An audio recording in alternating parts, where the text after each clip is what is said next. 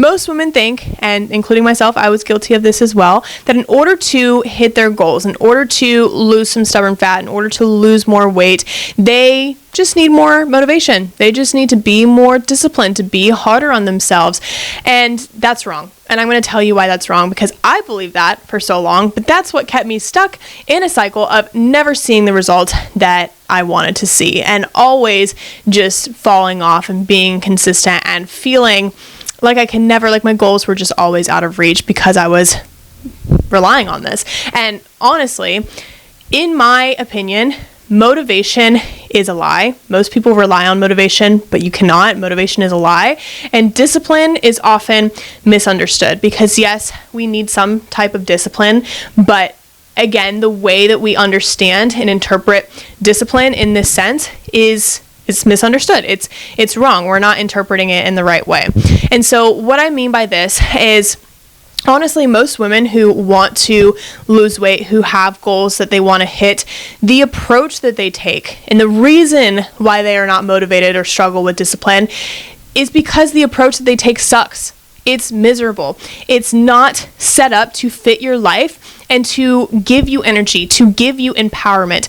Most women decide that if they want to lose weight, they're going to cut their calories, cut out all of the joy in their life. They feel like they have to make so many sacrifices and they have to go all in. They have to push really hard. They have to do a bunch of treadmill sessions. They have to wake up at 5 a.m. to go to their boot camp class, to go do CrossFit, to go to Orange Theory, to run on the treadmill. They have to do all these really, really hard things. And the way that we view it as well too is often very, very negative. It's like, okay, well, when does motivation usually happen? I mean, for me in the past, and I've talked to a lot of women, 9 out of 10 women, they get motivated when they see themselves in the mirror and they're they can't even look at themselves. They're disgusted with what they see in the mirror. Again, I say this because I know that that's how I was. That's when I would get that spark of motivation.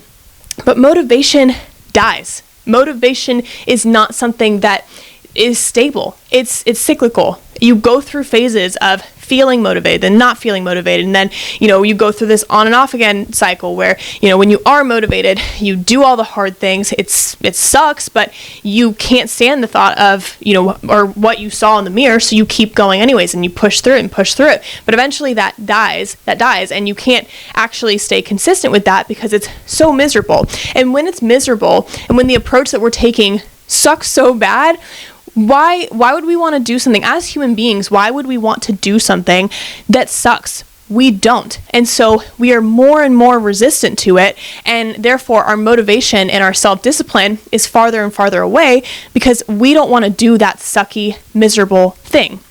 And then not only that, but so many women, especially if you're here on this channel, you follow me, you kind of know, the women that we work with, or the women that I am, we're high achievers, we're career-driven women, we're juggling many, many different and difficult things, a demanding schedule, long hours, busy family life, social event, all these things. And so we're always go, go, go. We're always on the clock 24/7. Our brain never stops. And so this mental load that we're carrying on top of the pressure and the punishment of health and fitness, it's draining.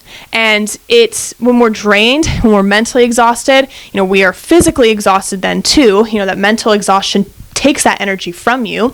And when we're so tired, and when these approaches are really just setting you up for physical exhaustion as well, we don't have motivation. When you're tired and you're low energy all the time, motivation is very, very hard to come by. And therefore, being disciplined is also very hard to come by. So not only are these approaches that you're taking completely miserable and energy draining, but then also, and it's keeping you stuck in the cycle because motivation is cyclical, it's not stable.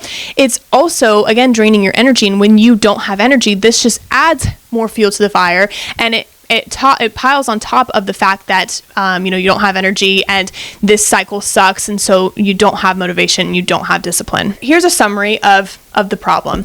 The approach that you're taking is burning you out, and you're not embracing an approach that is empowering, that actually gives you energy and that fits seamlessly into your life. It always feels like this chore or this extra thing on your to-do list, or it's fueled from self-hatred and not from a place of self-love and care. And it's fueled from the surface level things where, oh, I'm just disgusted by what I see in the mirror, which that can motivate us, but it needs to dive deeper into that. You don't have any depth as to why you want to change, why you want to embark on a health and fitness journey. What are you actually going to get out of it? And so there's no depth. It's just surface level. It's just cyclical. It's just relying on motivation. It's not empowering. It's not something that fits into your life. It's something that, you have to force into your life. And therefore, of course, you're not going to have the discipline. And of course, motivation is going to be fleeting. It's not going to be there. And also this mental load that we were talking about from the demands of daily life,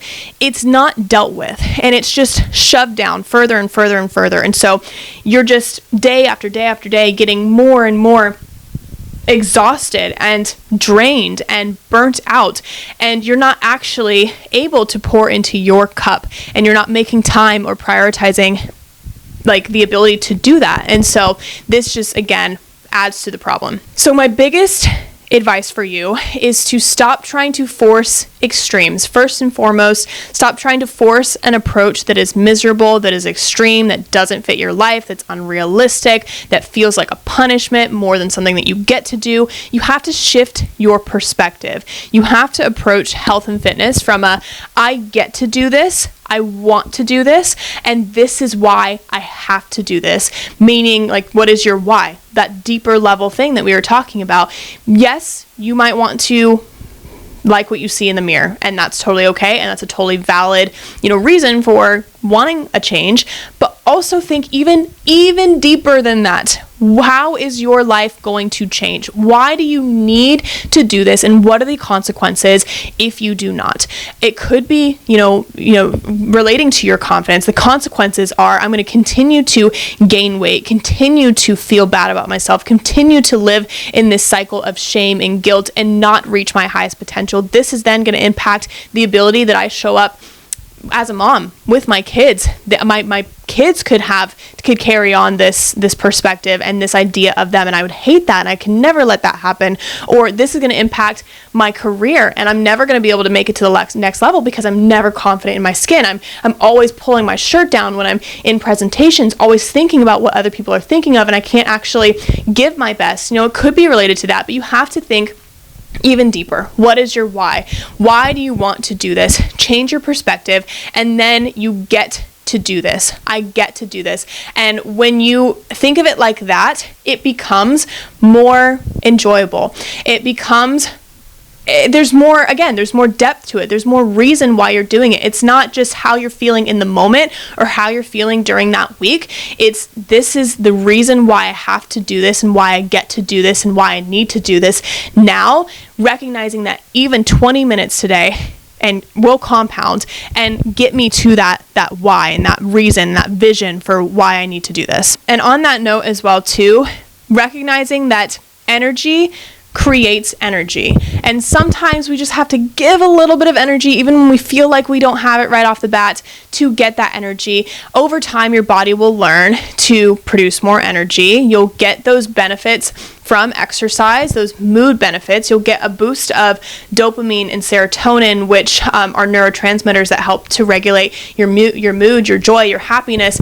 And you're going to get a little bit more of that clarity, get a little bit more of that energy. So it doesn't have to be hours a day, but even 20 minutes a day, if you're feeling like you're struggling, that's going to give you some of that energy back, which will therefore give you a little bit more of that motivation and that discipline and that, to be able to show up too. But overall, you need to ditch the extremes, ditch the punishment-based exercises, the motivation that's fueled from self-hate, the cutting calories just because you want to be skinny or like what you see in the mirror, but going to the extreme with that. You have to make sure that your why is deeper than that, and that your approach essentially, basically, when I say approach, it's how you're approaching your nutrition, the strategies that you're taking, and the program that you have set up for your fitness, your workouts, and also your lifestyle habits outside of that, and how you're taking care of your mental and emotional well-being. Like that makes up your approach, essentially: mind, body, soul, all the things.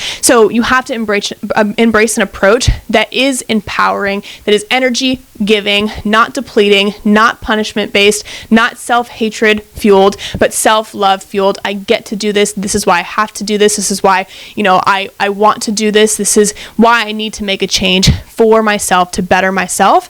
Then when you have all of these things aligned, it feels great. You get to do it. You're more consistent with it. It's simple. It aligns with your life. Fits into your busy life very seamlessly. Motivation isn't something that you rely on. It shows up with you. Discipline shows up with you because it's a part of you now. You have a reason. You have intention behind it. You have depth behind it. And you can therefore live the healthiest, happiest life that you were made to live. So I hope that this was helpful. I hope you kind of understood a little bit about just the real reasons we, quote, lack discipline, we lack motivation, and what you need instead to stop relying on this as your only way to achieve results, because discipline is only a part of it. Motivation, I don't even like to talk about it because I do not rely on motivation when I show up. So motivation is a lie. Discipline is misunderstood. I hope that this kind of gave you an idea of why I say these things and what I mean by this. And if you're struggling to put together an approach that is empowering, that is sustainable, that does feel aligned with you, that takes into account not just your physical body, but also your mental, your emotional well-being, that makes sure that you can pour into yourself while also balancing all the demands of life too. This is exactly what we specialize in here at Healthy Soul Coaching Group. We don't just look at the surface level fixes. We do help women lose weight, and we're pretty darn good at it, but we also want to make sure that you feel good in the process and that we're looking at you holistically. We're looking at you as an individual and taking into account just the life that you want to live, the person, the woman that you want to become, and we can help you rise to the best, healthiest, happiest version of yourself. That is our goal. And if you're struggling to really do that for yourself and you need some additional support and mentorship and really an understanding of, where you want to go and how to get there, then I want you to click the link in the description, in the show notes, wherever you're listening and watching this, to fill out an application, book a strategy call with me.